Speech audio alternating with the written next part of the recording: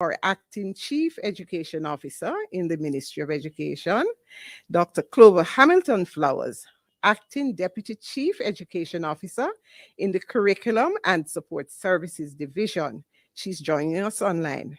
Mrs. Terrian Thomas Gale, our Deputy Chief Education Officer of Examinations, Assessment, and Administration Services. Mrs. Winnie Berry, Acting Director Principal, National College for Educational Leadership. She's joining us online. Dr. Tamika Benjamin, our National Mathematics Coordinator and Tertiary Support Officer.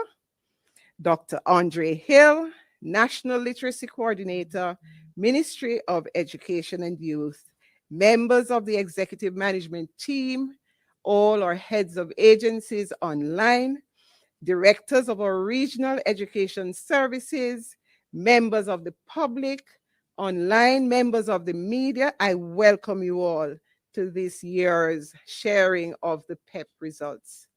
Over to you, Minister. Thank you. Thank you, PS Dwyer. Good morning, everyone. And since you already set the protocol, let me simply acknowledge you, our Permanent Secretary. Let me also acknowledge our Acting Chief Education Officer, Dr. Kassan Troop, senior officers at the ministry, members of the media, all those who are watching online as well. Good morning. I'm pleased to welcome you to this press conference for the announcement of the results of the 2022 Primary Exit Profile Assessment. As you know, the PEP assessments are intended to be administered over 3 years in grades 4, 5, and 6, with each of those years counting towards the final results. Due to the pandemic, this cohort did not sit the grade 4 PEP or the grade 5 PEP.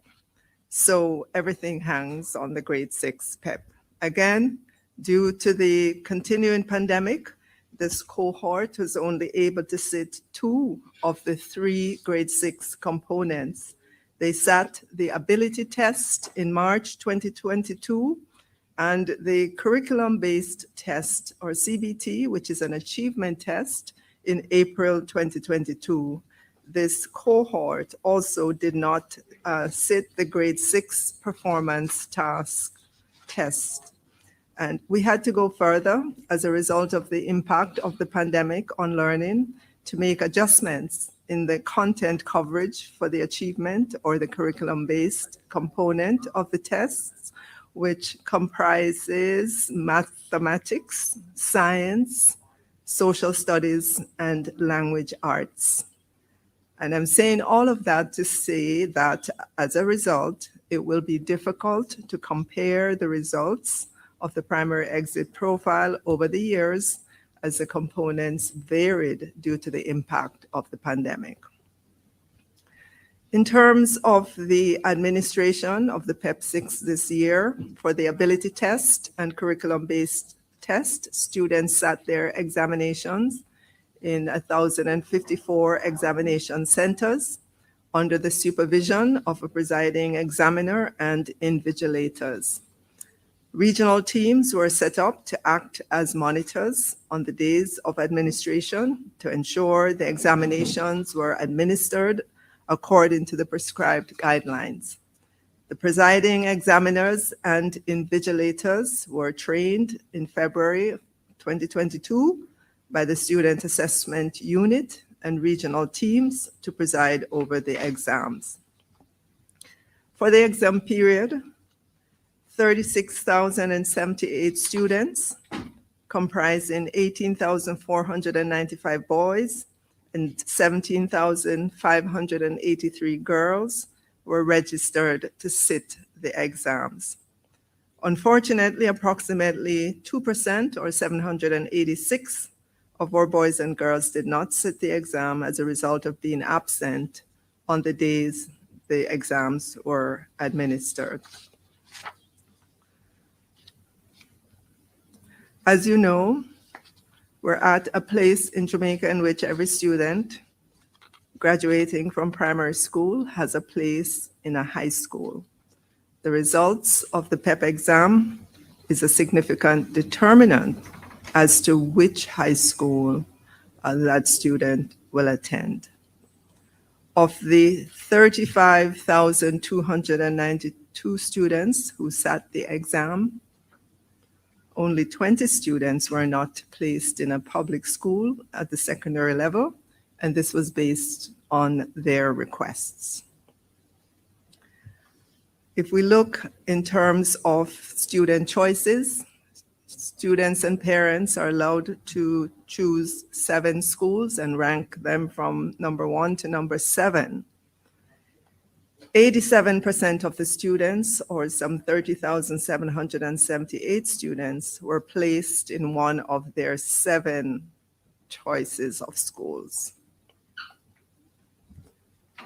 Of those who did not get into a school of their choice, which would be 13%, or a total of 4,494, they were placed in high schools in close proximity to the primary school they attended, or in close proximity to the home address that the students would have submitted on the exam.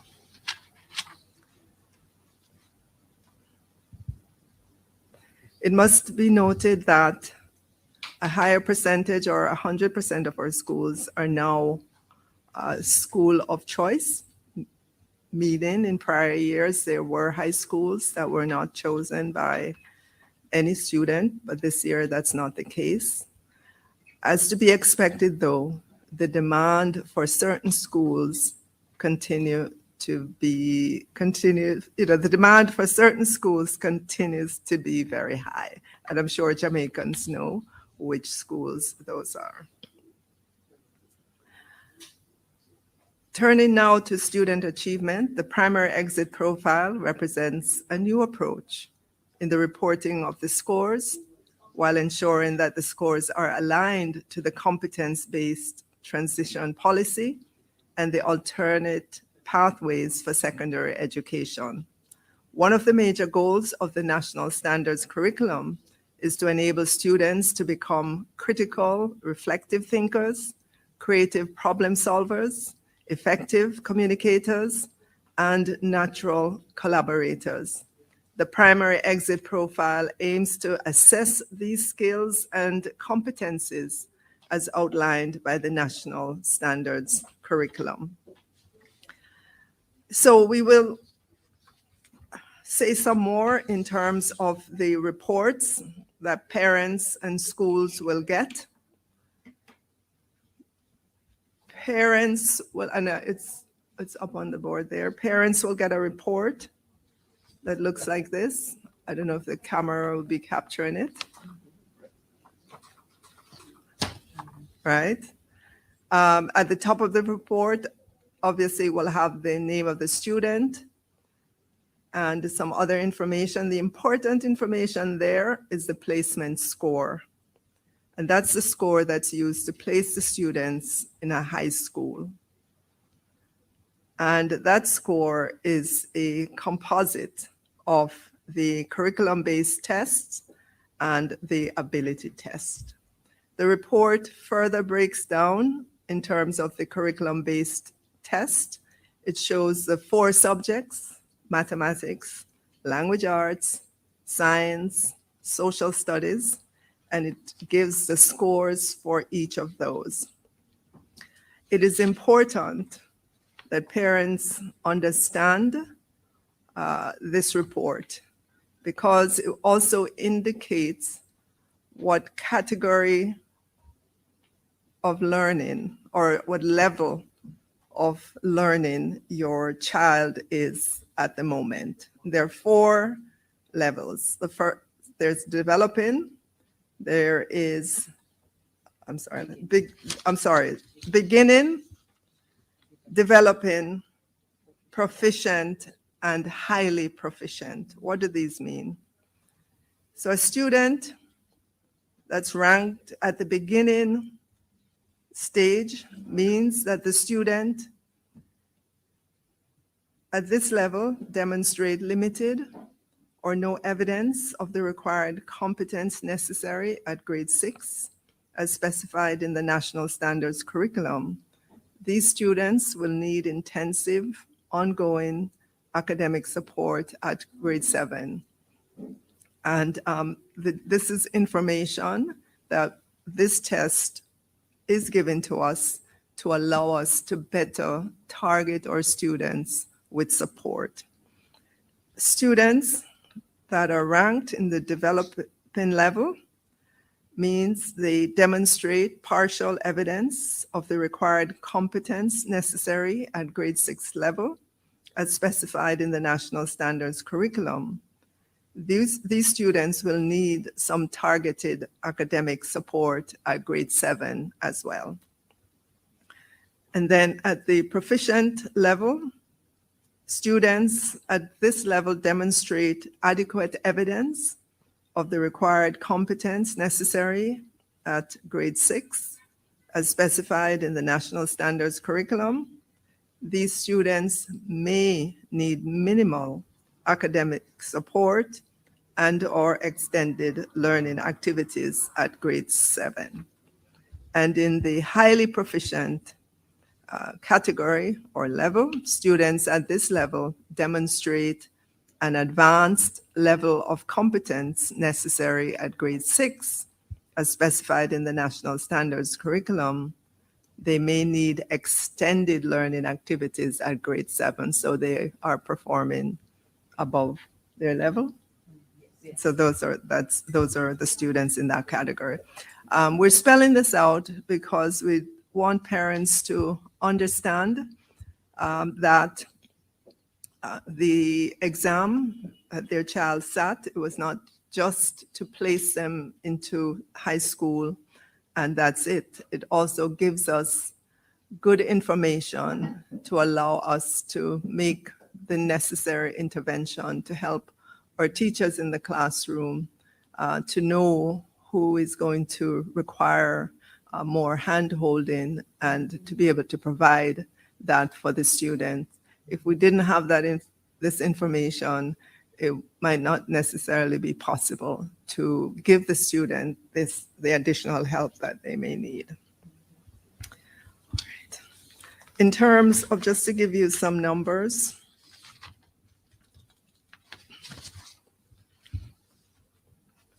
if we take a look at the tests, so starting with mathematics and still using those different categories, the beginning, developing, proficient, and highly proficient. In mathematics, most of the students fell into the developing and proficient category. So in the developing category, 43.5% of the students. In the proficient category, 45.9%. And at the higher end, 4.9% of the students. At the lower end, the beginning end, 5.7% of the students. Science has a different profile. 45% of the students are in the developing category, 33.8% in the proficient category, while in highly proficient, it's 20%. And in the beginning category, 1.2%. In social studies, 41.9% in the developing category, 37.2% in the proficient category, 16.1% highly proficient, and 4.8% beginning. In language arts, 22% in the developing category, 62.7% at proficient, and 14.4% highly proficient, with less than 1%, 0.9 at the beginning level.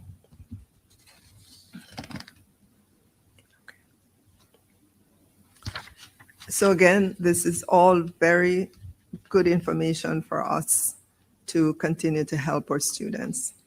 If we look at just a little bit further analysis at these subject areas, breaking them down by male versus female, in the area of mathematics, 45% of male students who sat the tests have demonstrated proficiency or high proficiency in the concepts, procedures, and application of skills required by the National Standards Curriculum in mathematics, while 56% of female students achieved proficiency or high proficiency. In science, 46.6% of male students who sat the test have demonstrated proficiency or high proficiency. In social studies, 47% of male students who sat the test have demonstrated proficiency or high proficiency.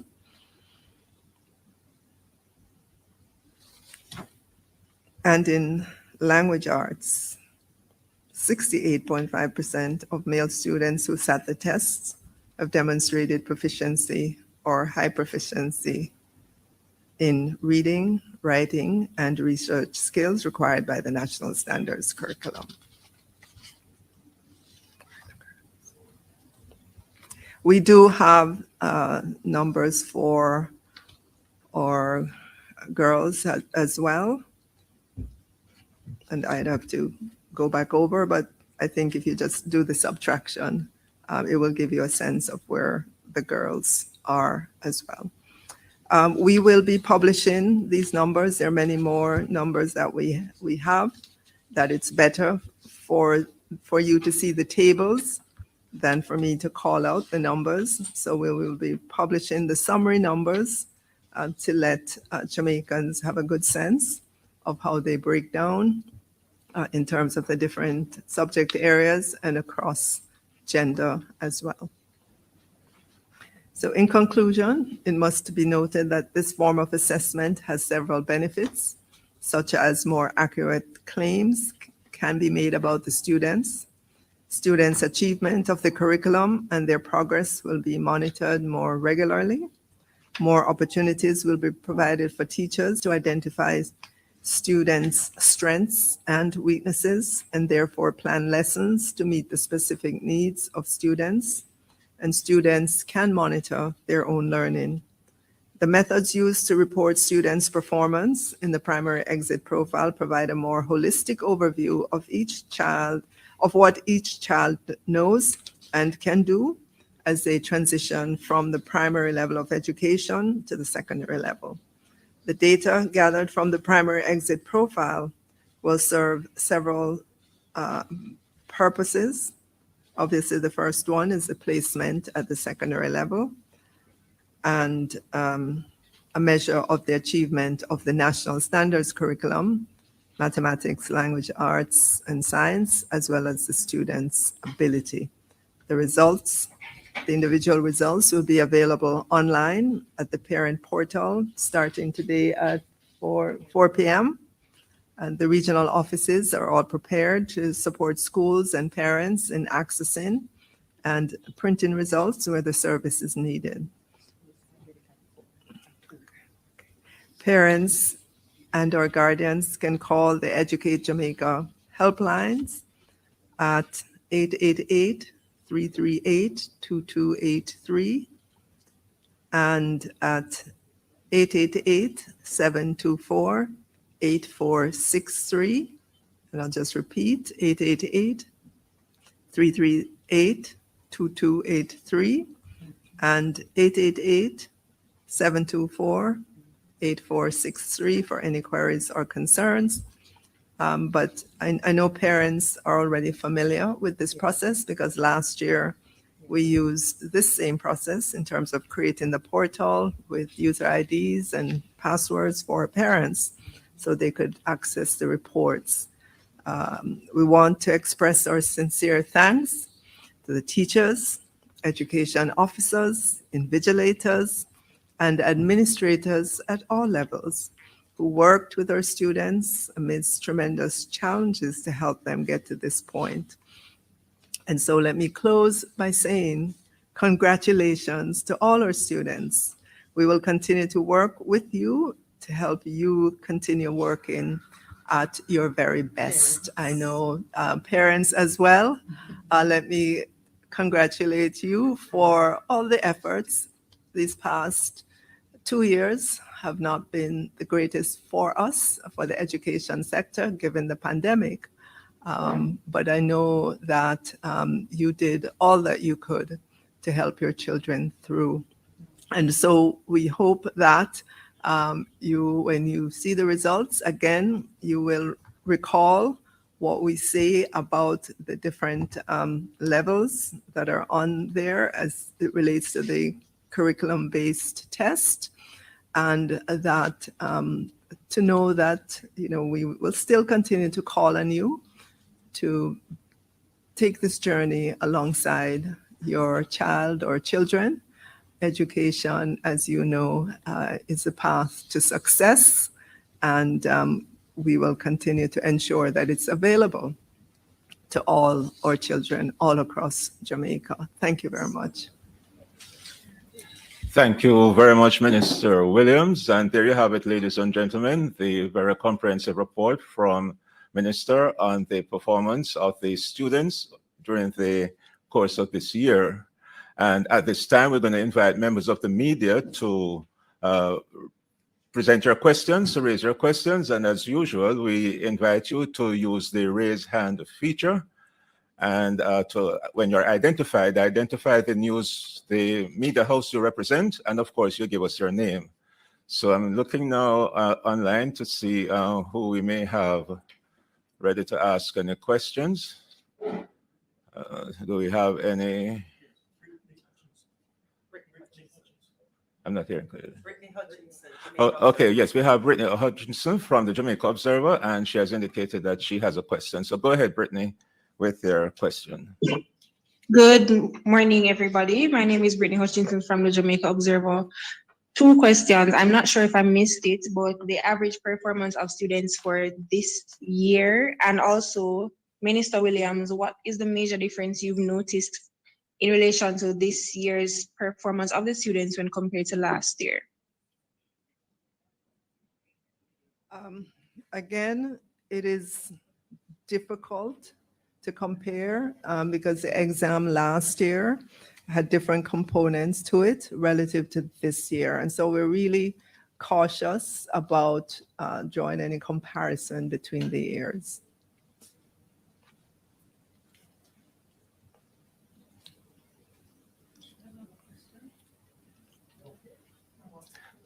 You said you had a second question, Brittany? Oh, I was saying I'm not sure if I missed it. The average performance for this year. Mrs. Terry Ann Thomas Gill will give us a response to that question. Morning, everyone. We're looking at the performance of our students as it relates to the curriculum-based test. For mathematics, we have